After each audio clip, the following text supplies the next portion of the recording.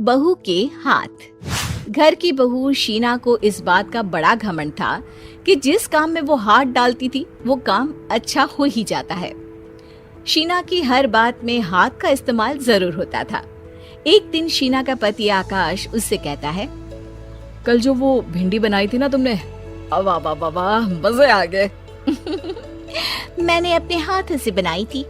मेरे हाथों में वैसे भी जादू है, जिस चीज को छू लेती हूँ सोना बन जाती है। अब ये थोड़ा ज्यादा हो रहा है। मतलब अगर हर चीज को छू के सोना ही बना देती हो तुम, तो हमारे नाम के पीछे भी अंबानी ही लगा देते हम। चुप रहो, मुंह पे हाथ रख लो, कुछ भी बोलते रहते हो। शीना की सास बगिया से पूजा के लिए फूल चुन रही थी। सुंदर, अति सुंदर, कितने प्यारे गुलाब के फूल हैं। भगवान जी खुश हो जाएंगे। मैंने अपने हाथों से जो पौधा लगाया था, मेरे हाथों की कोई भी चीज बेकार नहीं जाती। हाँ बेटा, सही कह रही है।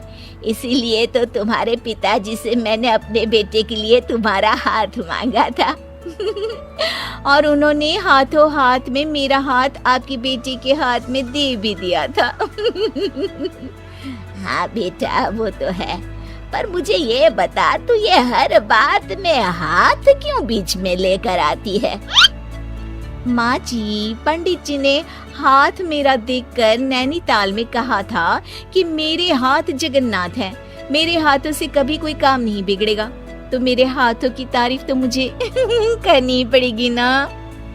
हाँ हाँ, ठीक ही कह रही हो। वैसे तो मिलाओ हाथ इसी बात पर। शीना को न सिर्फ इस बात पे गर्व था कि उसके हाथ से सब अच्छा होता है, बल्कि घर के सारे काम भी वो पहले अपने हाथ से करती, फिर कोई दूसरा उन कामों को कर पाता। एक दिन शीना कपड़े धो रही थी। अरे घर में वॉशिंग मशीन है तो सही, खुद क्यों थक रही हो? कपड़े पहले मेरे हाथ से धुलेंगे, फिर वॉशिंग मशीन से। पहले हाथ की सफाई, फिर मशीन की धुलाई। अगर आज डाकू गब्बर सिंह होता ना, तो वो ये हाथ मुझे दे दे ठाकुर तुमसे जरूर कहता, और मैं तो दिलवा भी देता तुम्हारे हाथ। हर एक काम में हाथ बटाओ, ज्यादा जुबान न चलाओ, वरना दूंगी एक उल्टे हाथ से। क्या दोगी? कपड़े दूंगी, लो निचोड़ो।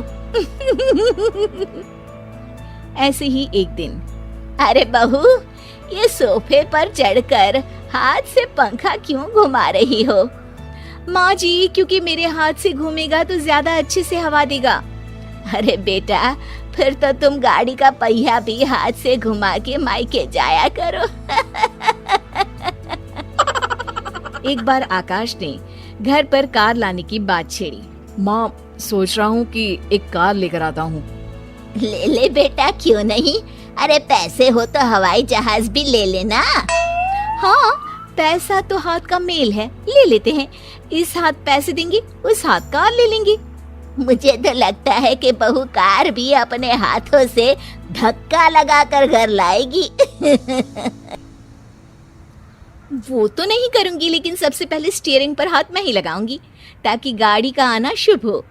अरे घर ले आने तो दो, फिर हाथ लगा लेना। लेकिन शीना नहीं मानती। अगले दिन ही सब कार लेने जाते हैं। शीना सेल्समैन से कहती है, भैया ये कार बहुत पसंद है, पैक कर दो।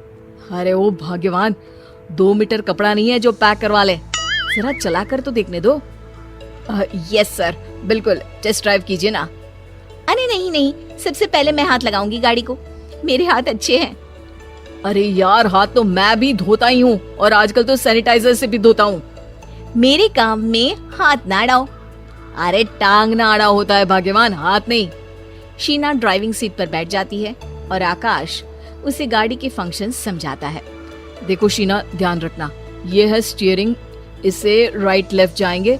ये है एक्सेलरेटर, इससे स्पीड कंट्रोल कर सकते हैं, और उसी के पास में है ब्रेक, जो तुम्हारी जुबान में शायद मिसिंग है।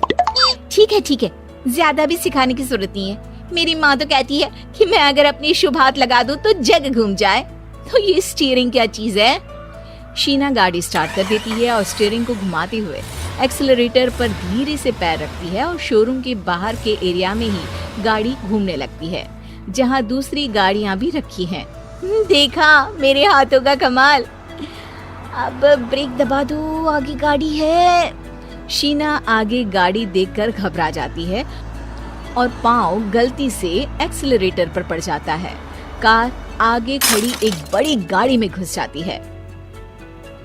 दोनों कार से उतरते हैं। सेल्समैन भागते हुए आता है। अरे 7 लाख की गाड़ी खरीदने आए थे और 15 लाख की गाड़ी ठोक दी। Oh my God. आकाश की माँ, आकाश और शीना घबरा जाते हैं। इतना सारा पैसा कहाँ से आएगा? तभी वहाँ मैनेजर भी आ जाता है। पूरा माजरा समझता है। अरे टेंशन मत लीजिए, गाड़ियों का इंश्योरेंस था। आप जो कार लेने आए थे वही खरीद लीजिए। पर मैडम, जब तक आप सीख ना ले तब तक गाड़ी मत चलाइएगा।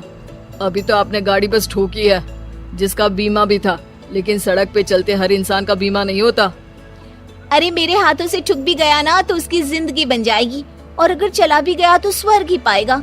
मैनेजर साहब, मेरे हाथ में कोई दिक्कत नहीं है, वो तो बस पाँव गलत जगह पर चला गया था। शीना की बात सुनकर आकाश अपना सर पीटता है और उसकी सास अपने हाथ से खुद का मुंह छिपा लेती है और मैनेजर हाथ जोड़कर माफी मांग लेता है।